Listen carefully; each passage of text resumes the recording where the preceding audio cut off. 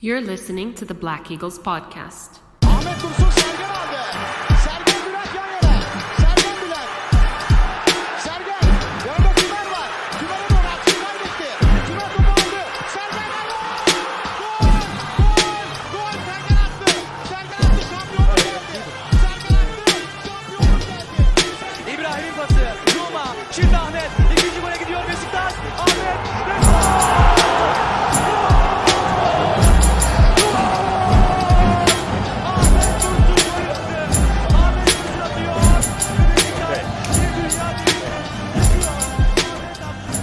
Welcome back, everybody! Episode 109 of Beşiktaş International's The Black Eagles podcast. We are back. A couple hours late, so for anyone who is sweating, oh no, are they slacking again? No, we aren't. We are back. All is good. With me again is Diakman Evra. How you doing, sir? I'm good. How are you? Good. All right. We got some news here that's, I guess good in a way. I guess we'll see how it all pans out. But I guess let's just get right into it rather than leaving it a mystery. Let's start with that. So the official news is it's in that we have a kind of locked in start date.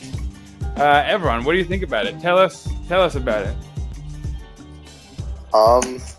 It was June 12th to the 14th. That's that weekend, that Friday, Saturday, Sunday. It's the official date announced by the Federation. It's about a month later than Germany. Germany starting this weekend, which would be May, I think 16th, 17th. Yeah.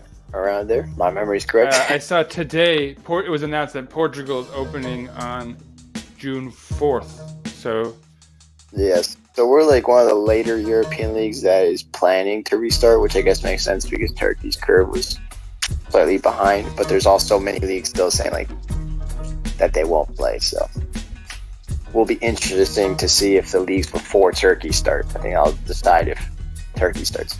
Yeah, it's great to see other leagues committing to being open. For those of us hoping to see the leagues open, of course. But yeah, it's one thing for them to sort of make an announcement, and it's another thing for it to happen without any hitches and without guys getting sick and people second guessing their decisions and stuff. So yeah, but I mean, so there it is though. The news, it's out there that we have a start date. June 12th, which is exactly 1 month from our recording date anyway. So, that's something to announce. That's something to be excited about. Something to look forward to in these dark days. You got any final comments on that, or should we just move right along? Kind of the date we were expecting, like early June, late May, I think is what I said, so I'm not shocked by really anything. TV money's important, and that's why the teams that rely purely on match day income, like your lower leagues, are not restarting, and the leagues that rely on TV money are restarting with government. Yeah, because they're not going to have any fans in attendance, so certain revenue things will not be met, unfortunately. Yeah, so let's move from there onto the training pitch. And literally speaking, as you approach the training pitch these days, we have a new fancy structure. It looks fairly high-tech, kind of Blade Runner-y. What do you have to say about that, Evron? I mean, I guess we made a little bit of headlines. I think we're the only team who had that. Apparently it was made by some Turkish college. Some disinfectant chamber, they call it. Some people call it disinfectant cabinet. Nice. I like it. Are we the only club in Turkey? Can we say that I guess this student must be a Beşiktaş fan? Are we reaping the rewards of our amazing fan base? I'm not sure if it's a student, but it's a Turkish-based. I think it was a college. Maybe it was a company. I don't remember exactly, but it was Turkish-based, so that's probably why Beşiktaş has it, not Barcelona. Why not like Fener or Galatasaray? I didn't see anyone else in the news. It's possible that I just, Let's just assume it's just our fan base yet again coming through. Yeah. The new form of FEDA. We're dedicating like R&D. Okay. Moving things along then. So we have a fancy new addition to the... Oh, we also apparently have thermal cameras to detect if it's above a certain temperature. I would imagine that may be league-wide, right? Like that could be something they've been supplied with. Yeah, I'm not sure if it's legal. It was a Ortachisky report, so they just said that's what Besiktas was employing. Yeah, that's a good thing to do. That's good. I know that in like the countries that have successfully flattened their curve, they've been using those things very actively. So why not?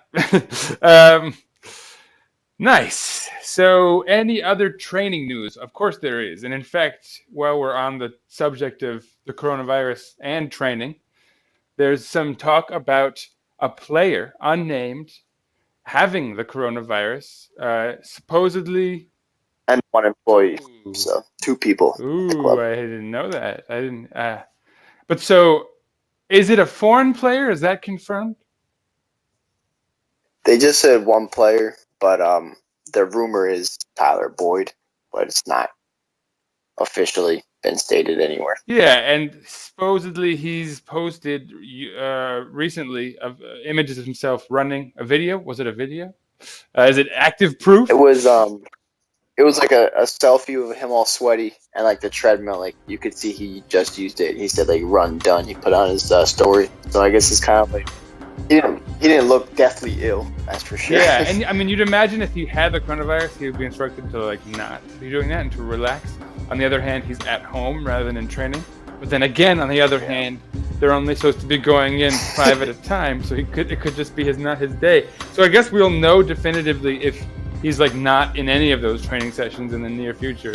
But you'd think that we could just get an answer on this. I don't know why it would have to be a secret, honestly. Like, you know what I'm saying? Like, shouldn't everyone just know, and that way everyone could avoid that person? Yeah, some clubs have announced, and some clubs haven't announced the names.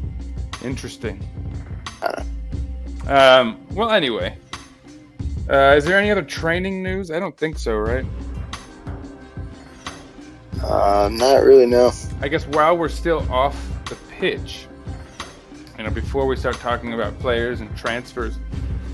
I guess the training news is Dorukan is training. Ah, yes, and Enzo Rocco. And Rocco, but not Douglas. Still, his mysterious injury continues. Douglas. I like pronouncing it just like, American, like Doug. Some guy, Douglas. What are you doing, buddy?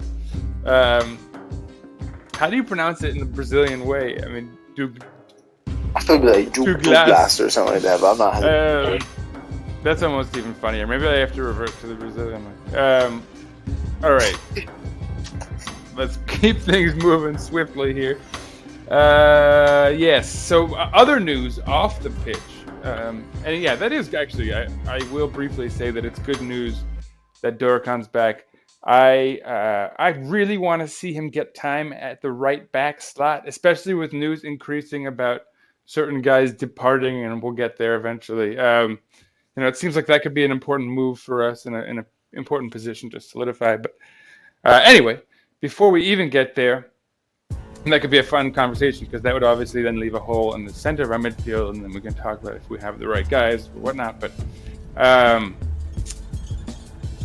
there is other news off the pitch, and it relates to our sponsorship with Vodafone of all companies. I don't think the name on the stadium is up for discussion here, but that was I think it was a 10-year deal for that, so we still have like another 5 or 6, I think 5 years. But, and it's a big but in this case, there's talk about what will appear on our shirt next season, and hopefully the end result of this is not Terra Pizza or something to that effect, but that would be better. I would take that. But so give us some news here, Evron, our intrepid reporter. There's nothing like, there's a couple rumors. Huriya's reported. I think there was one other source that I saw mentioned. I can't remember that Vodafone does not want to renew their shirt deal, and that they will not be appearing on our jerseys next year. Nothing has been confirmed, but it's, if you were in love with the sponsorship of Vodafone, there's a reason to be worried. If you don't care at all, then we'll just see where the money is if the new contract gets announced. Hopefully it's more money. Well, not really, because, no one's going to pay us more money, but hopefully it's good. Yeah, I was going to say, I doubt it's going to be more money, just given the fact that things have not gone well since the last contract was signed. But, hopefully we don't get stiffed or anything. Hopefully we find something good. And something, not to be too vain here, but something aesthetically pleasing for the front. Yeah. I think Vodafone looked pretty decent on the kids. Yeah, I agree too.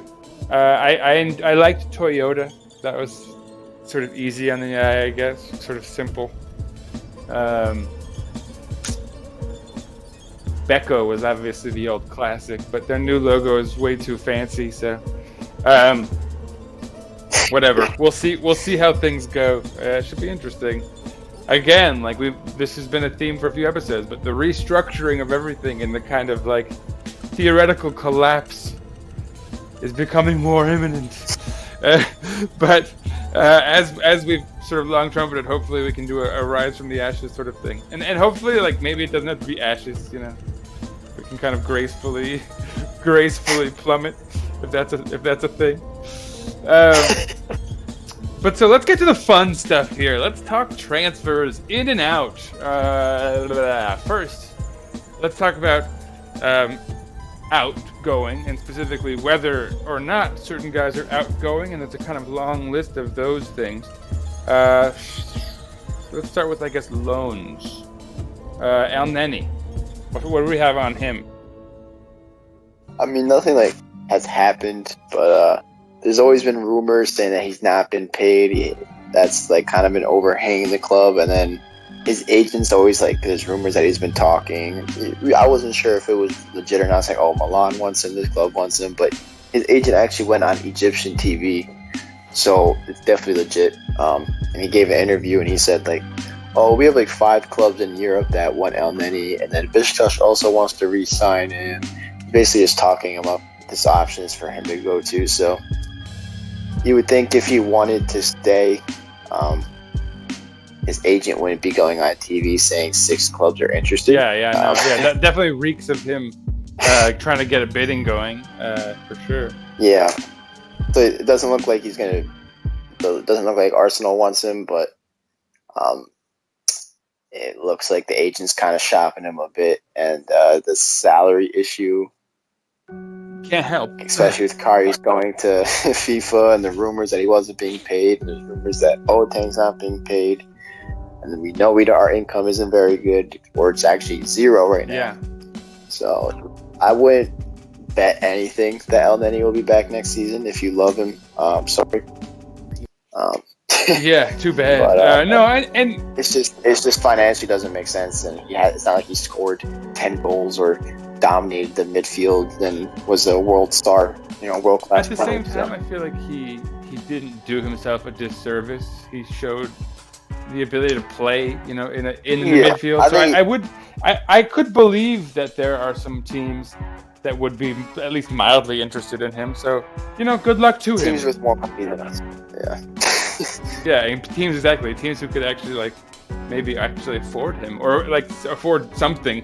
Maybe not the 12 million or whatever they wanted. So probably goodbye to him. Actually, this is something that we didn't mention previously, and it's sort of old news, but there's actually, speaking of low knees probably not returning, it seems very much clear that Kevin Prince Boateng will not be back too.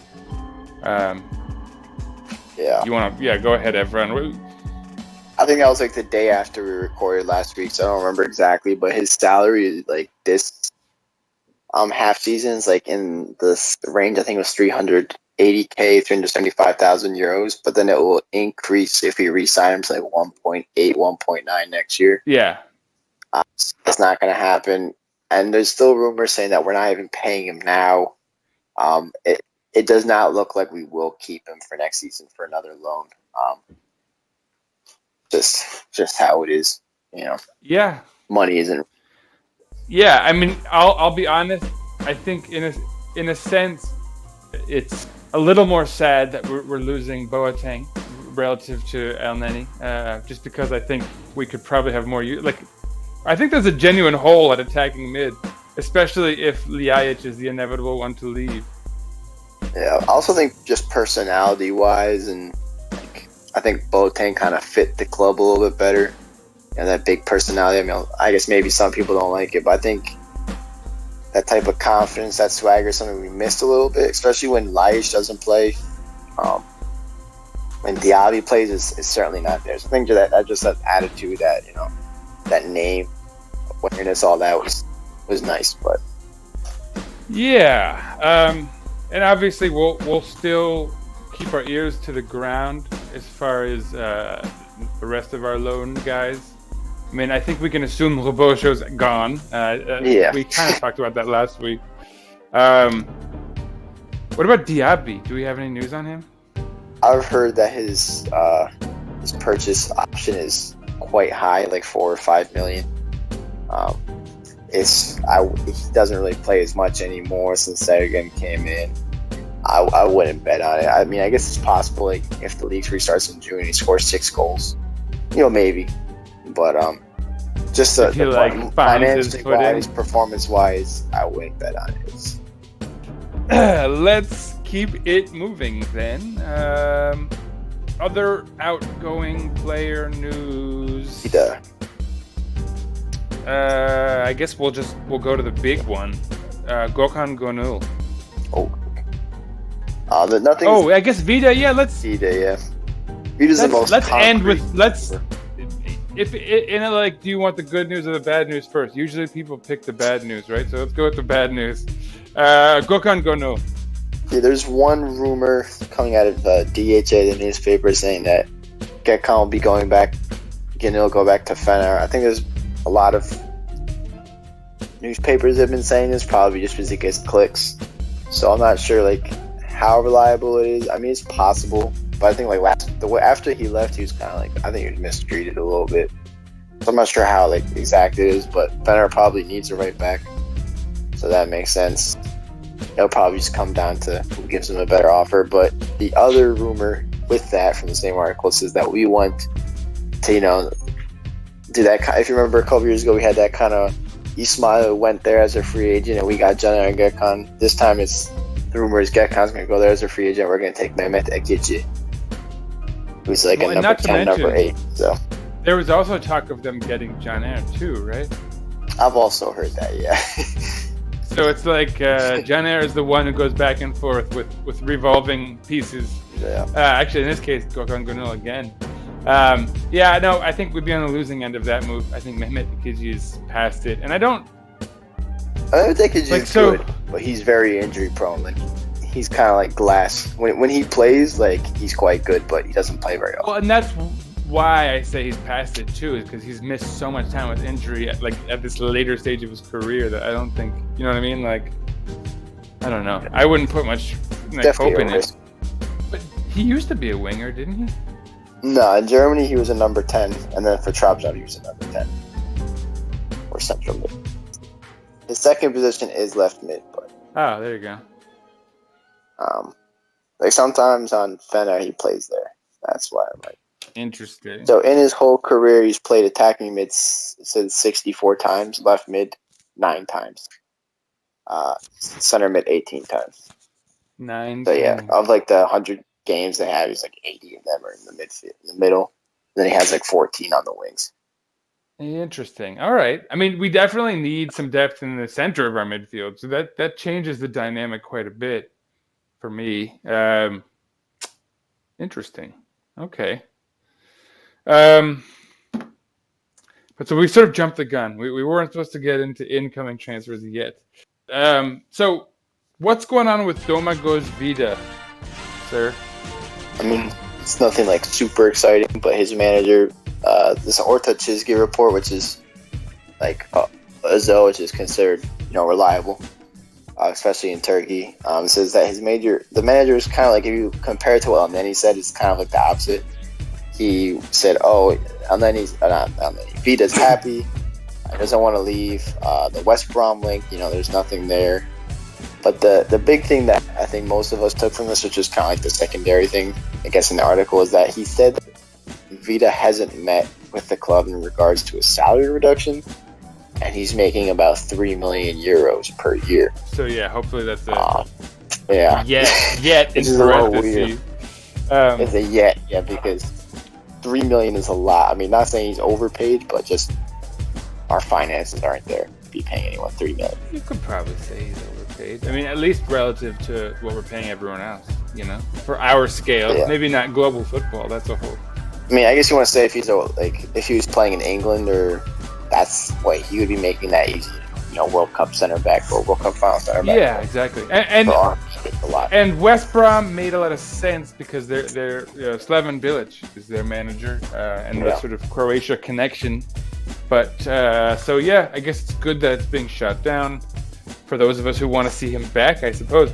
Although that's so tempered with the finances of it, right? Like he really does need to take a cut. So interesting. Yeah, I mean, I think what the manager is sort of helping us right now in terms of keeping his value. If we do sell him, he could have been like, oh, they're not paying us, or yeah, right. Oh, he wants to leave. That affects the price. But when he says, oh, he's happy, doesn't say anything negative. It's a very different story. His value remains, so yeah. Versus what El Nenny's manager said, was like, oh, 8 million teams are interested. So it's a different perspective. For sure. Okay, now quickly before we move on to the kind of interesting incoming rumor stuff, it's a question I'm posing to you. Firstly, where do you play Dorokan now that he's back? At right back or in the center of the midfield?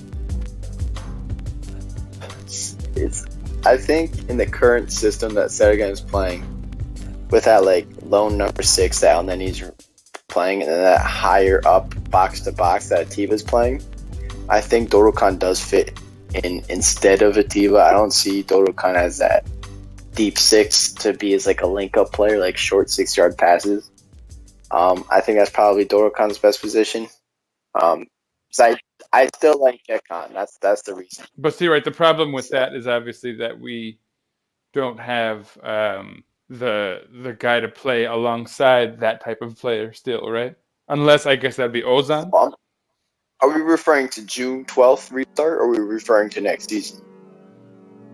Yeah, because obviously June 12th restart, the answer is no. We still have El Nenny then, I suppose. Yeah, so that's why I assumed Dorokan would slot in the midfield. Alongside next El Nenny? season, it depends on the personnel. Yeah, Dorokan, El Nenny midfield is Ozan is. I don't think it's a lot. Yeah, I guess that's a whole other conversation too. I was honestly thinking in a world maybe post Gökhan Gönül, right, where we likely lose him. Yeah, if we had no Gökhan, I think he should definitely be considered to be the starting right back. let's yes, perfect. So now we move to next season and we've slotted him in as our right back. What do we do at the center of our midfield? So do we keep Ozan as our central midfielder? And I feel like I know what you want, but let me hear you say it. I think Ozan I'd like him to fill into that El Nenny role as that lone number 6 playing in the pocket. Alongside. It's tough. Drum roll. I mean, I guess Atiba will be in that conversation. If we had a right back, Dorokan would be in that conversation. But I think it's whatever the transfer is. Is that centerman has to be sort of like a box to box with the license to go forward? So I wouldn't put a Hostage there or Elias there. Oh, so you're talking about the central midfielder? Box to box. Yeah, center mid. Right back, I would say Dorokan. No, yeah. So who do you have? So you have Ozan obviously as the central midfielder then, no? If he comes back. Yeah, but the other central midfielder, I think, kind of like a Mehmet Özcan type player. Well, oh my God, you've disappointed me so much. I was gonna cue up a drum roll and everything because I thought I knew exactly what you were gonna say, and you didn't do it. I thought you had Fatih Aksoy plugged in there. Oh, I mean, the system would have to change then. Yeah, I mean that's probably true anyway. Once El Nenny's I think Fatih Aksoy. Yeah, I mean I forgot about Fatih Aksoy. I mean, he's more of a true defensive midfielder with some ball playing capacities. So I guess he could potentially fulfill that role, but I would need to see it first. Sure. Yeah, obviously that's true. Yeah, but I figure like he alongside Ozan, because then having a more committed defensive midfielder kind of frees up Ozan. I think that was one of his weaknesses, was his sort of inability to come back. If we have an informed light, I think that could work. But based on how the team is playing this season, where we kind of struggled and Atiba was getting the ball a lot in advanced positions, I don't think Fatih could play as well in that role. But if he's a little bit more refined and we have a informed Laic or Hasic, whoever is up there, I think it could work. Hasic. Yeah, I mean, that's another big question. I mean, this is, for me, the most fascinating kind of undercurrent, I'd say, in the offseason is like how they handle the center of the midfield. Because with minimal funding, you doubt they're going to bring in a whole new starter. You know what I'm saying? I think Mehmet Ekici would be like the type, like a sort of free agent vet type of guy like that. And then you'd really hope Ozan would start above him. That you'd keep Ozan or I don't know, Mehmet Özcan. So, someone you'd hope you wouldn't be banking on Ekici to make it through a full season in that position for you as a starter. You can't do that. Yeah, that's smart. So, yeah, I mean, it really. He's played 5 games this whole season, and it's not because he sucks. It's because he's been hurt. So. No, it's something that you really would need to consider, I think, if you were bringing him in. So, it's going to be interesting. I feel like that's something we'll have to keep our eyes on all summer.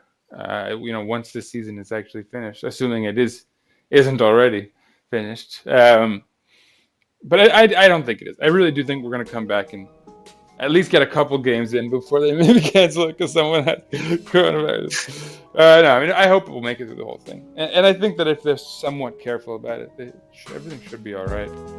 I mean, like, one crappy thing about it, and this applies to every sport, is that if guys get it, right, and they're like, so, no, you can keep playing as a team, but you've got to test everyone and make sure that player, like, what if it's like your best player who gets it, like that alters things. Imagine Muslera gets it, right? So, and I'm assuming that it would be impossible for him to get it because the second they start playing, everyone would have been tested already and then completely isolated after that. So yeah, that's important. You hope so. But anyway, just generally considering like how that could affect people's desire to go forward. Like you get to keep playing, and I think a lot of guys probably actually even want to get out there and play. But you don't have your best player because he's sick now, or even if he's not that sick, he's being on quarantine. So yeah, that's going to be interesting to see happen. But yeah, this summer is going to be interesting. I in a way, I'm more interested about the transfer window than I am these last few games because I don't think we have much to be too hopeful for with these last few games, especially considering we don't even have a keeper. Like, and that's guaranteed. Like, we can't bring someone in now. So, yeah, I don't know. I guess, like, is it safe to really even be hopeful for a Europa League competition? I mean, what, 5 points? So, I mean, if the season was going normally and nothing ever like changed, like no corona, I think we're like looking to get it because we deserve to probably have 6 more points than we did. I think momentum was kind of shifting our way, so I think like we were looking for that 4th spot, but it's like impossible to tell based on how things are now. The season was supposed to be ending this weekend. Yeah, exactly. So. Instead, we haven't played the last 8 games. So yeah, exactly. We'll see. It's a crapshoot.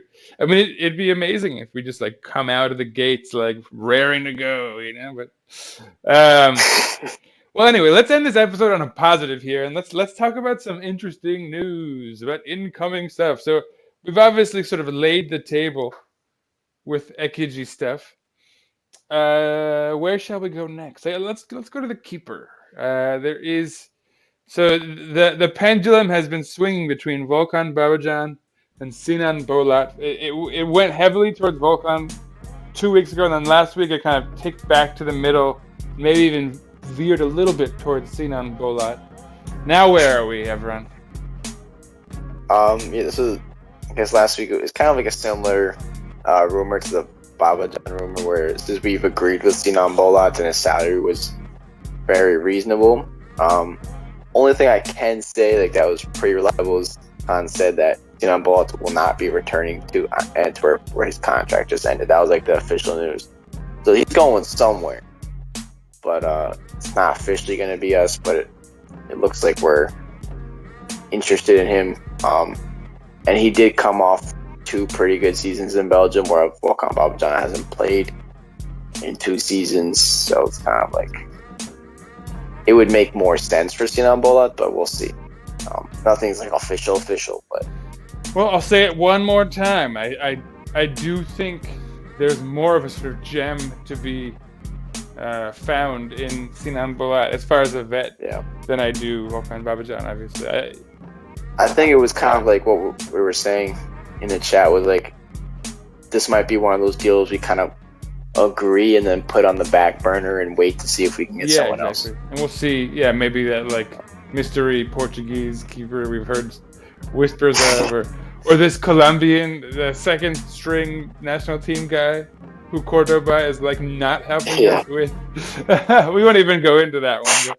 But, there was another funky one. I don't know how to pronounce this guy's first name. El Hierro. El Hierro. So what was the story there? Yeah, so apparently his manager, well, he played with Başakşehir the past couple of years with Abdullah Avcı. So apparently Avcı was trying to get him to come over in January, but then he got sacked. So that didn't happen. That was like the claim, but it's also his contract is running out still. That there's the interest kind of still remains that as a free agent he would join us. I don't know. The sources weren't unreliable, but I don't know how likely that is or how much that makes sense, because he's kind of like a flashy winger that doesn't score a lot or produce a lot. Which we have a few of already. He's going to be 30. Yeah, he's going to be 32 soon, so I don't really see the point of, like, we already have Nkuru, who's much younger. So I mean, he could be the replacement for Lens, right? If we have to get rid of Lens because of his salary, he gives us that depth. If Lens left, I think he would be at least a little bit different. He's a little more tricky and quick versus, I think Lens is a little bit more like traditional winger that, goes down line, cuts back. Elia's kind of like a wannabe Quaresma a little bit. I guess you probably would appreciate me saying that, but that's kind of how it, has all the flair, likes to cut in and do all that stuff. So. Yeah, he's definitely a little quicker than Lens, maybe. Although Lens has more of that brute force sometimes. Yeah. I mean, it's kind of like all I can say. The reason I even mention it is because I feel like it's kind of the profile that might be realistic, that he's not expensive because he's fairly old. He's already sort of shown a willingness to play in Turkey, which is, given everything that's going on there now, so like I don't know if it's actually happening, but it would be kind of a realistic concept. And again, the only thing I could say is he is kind of rich. He owns like a lot of like side stuff. If you're on Instagram or anything, he owns like one of the biggest social media page for soccer or football, and then he owns a pretty well-known fashion brand. So maybe he would take like a 500, 700, 600,000 salary, but that's more all. Corroborating evidence. Well, and again, I think it only starts to make sense when you start discarding guys. Right, Diaby's gone. Maybe I think we all agree that Lens probably has to go, even if we appreciate him for depth. Yeah. Like there's just only so much one can afford for someone who just provides depth.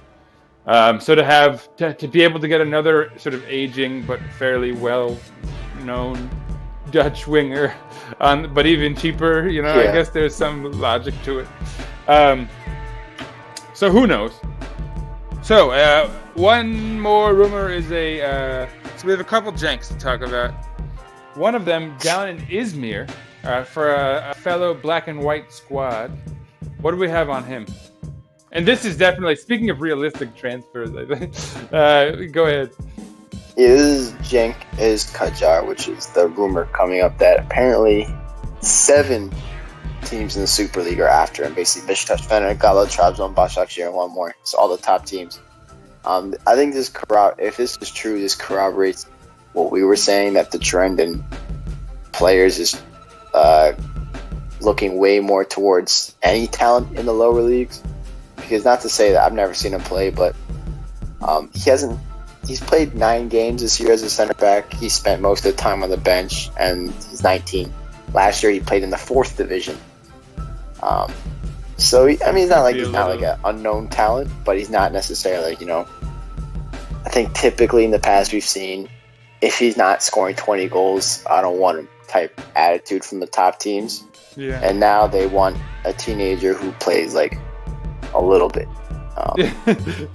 And he looks like he's got a big body for his age. So yeah, he's got quite some sort of like athleticism things, I guess when you are getting a guy that young, a prospect as well, you kind of, when you have a frame that you like, you just hope you can kind of mold, right? That probably gives it some momentum. But certainly, yeah, to give more details, Başakşehir, Galatasaray, Sivasspor, Beşiktaş, Fener, and Malatyaspor, Yeni Malatyaspor, are all part of the group of teams going for him. So those are the big ones. So obviously, like, you hope we win if it's like a real competition to get him. Yeah. I don't know much about it. I just saw this rumor like 2 hours before we recorded, but I just found it very interesting that, a player who didn't light up the 2nd division is drawing up interest. So I remember, if you think of any players that were supposed to join the first league in the past seasons, we had Mehmet Zeki Çelik, who went to France, but he was starting every single game and impressing. And then we had, Cengiz, obviously he's a big talent, and then Çağlar and Altay were really kind of like well-known names starting every game for the youth national teams. This guy's played for only the U21 team, played 4th division last year, so it's I think it's showing that the teams are more desperate for. And they're looking more internally. They're doing a little more scouting from within, which is only a positive thing, I think, given everything. But so, yeah, no, I like it. I like the profile of things like that. It's kind of in the mold of, what was that, the central defender from Altinordë that you're interested in, Ravil Tadjer. Tadjer, yeah. He's kind of like in more of the lines of Cengiz is like a world-renowned. Yeah, higher profile. Renowned, but yeah, that has European clubs already. Yeah, of course. Fawning at him at the age of 16. So yeah. Anyway, finally, and on a little bit of fun, this is. So speaking of Cenk, we have talk of Cenk Tosun, and he's a profile of a player that I would never have been excited about previously. But given where we are financially and like what can realistically be done and how we're gonna have to plumb the depth for people who have even just some sort of minimal ties to us or interest in playing for us, who might be willing to take pay cuts and all that stuff. So on that note, I guess what the hell? Let's run this back. So Evran, what do we have on Cenk Tosun? He gave I'm not sure if it was an interview or if he was on IG Live. That's where most of the interviews happen nowadays. Exactly. But he said that he wants to return to Beşiktaş one day in the future. So he didn't say when. He was like, of course I love to come back. He's like, my home, blah, blah, blah. He said all that type of stuff. But he didn't necessarily be like, oh, I want to come back now. I think his interest is still to play in Beşiktaş is technically in Europe, but you know what I mean, in like those Western European leagues. I think that's where he still wants to play. But I think it depends. He's recovering from ACL and all that, so maybe not this year, maybe not next year, maybe the year after that. But I think it could be on the cards, and probably a rumor that we'll see every single window. So interesting. On that, in that same strain of news, there's also obviously kind of this almost exactly the same type of story about Marcelo. Yeah. Did you see a return? Interestingly, He interestingly gave an actual interview to Fanatic, not a fake one. Which is like weird in and of itself, even. I would have thought it was fake, but he responded to the thread on Twitter, so I guess it was real. Must have been. It's just weird to think that Fanatic's doing actual journalism for a change. Yeah, and he basically said like the same thing. Like, you know, he has like good feelings for the club. He would like to return one day, if it was possible. But he's also like, oh, I'll want to get back with Lyon and play the Champions League second leg versus Juventus. So, I'm just kidding. You know what? I'm gonna go for it right now. I'll do it because Alex just hit us up again. Maybe we'll have to have him on if this rumor becomes concrete. But so supposedly, the second string keeper on Colombian national team is looking to make a move, and it is Alvaro Montero, and he's got our old man Oscar Cordoba trying to bring him to his current club where he's coaching Boca Juniors or doing something, advising, I don't know.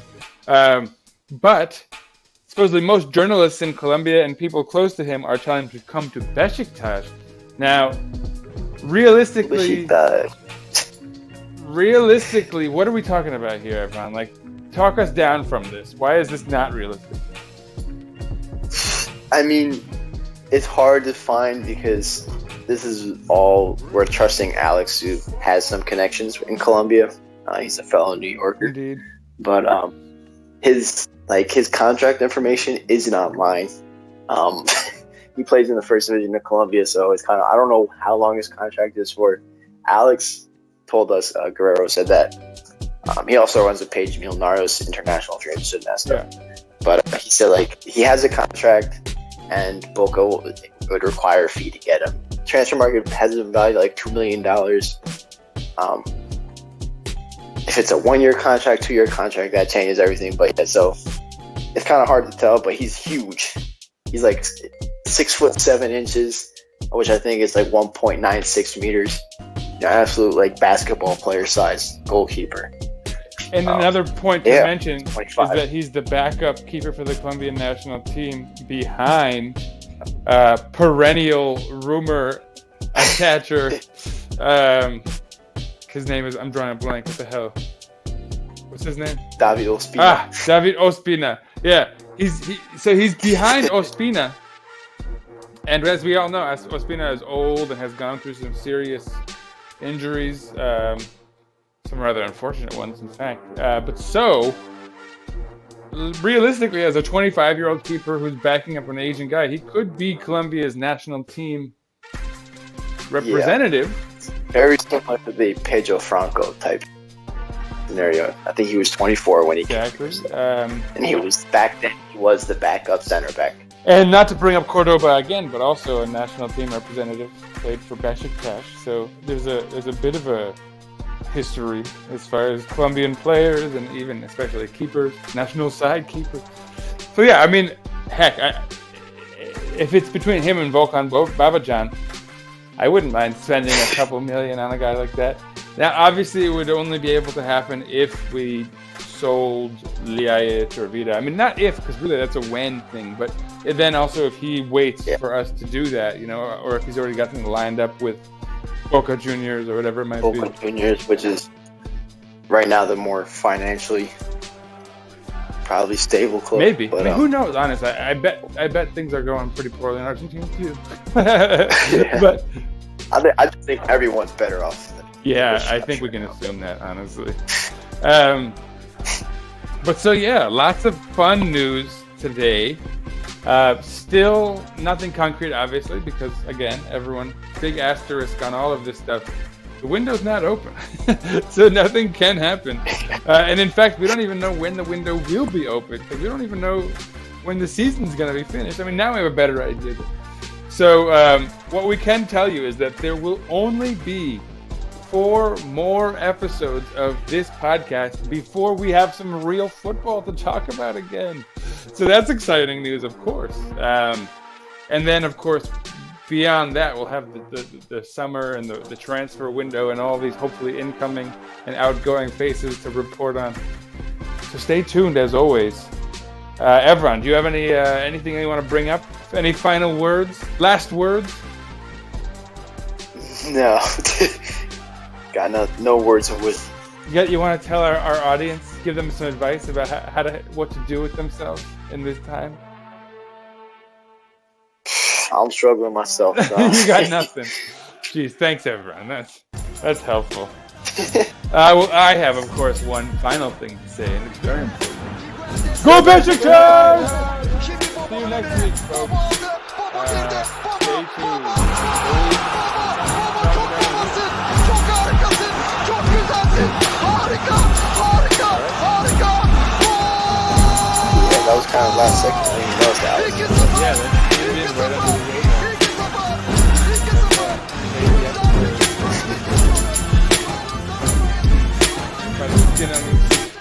I mean, yo, I was thinking What the hell, man? Dude's always better.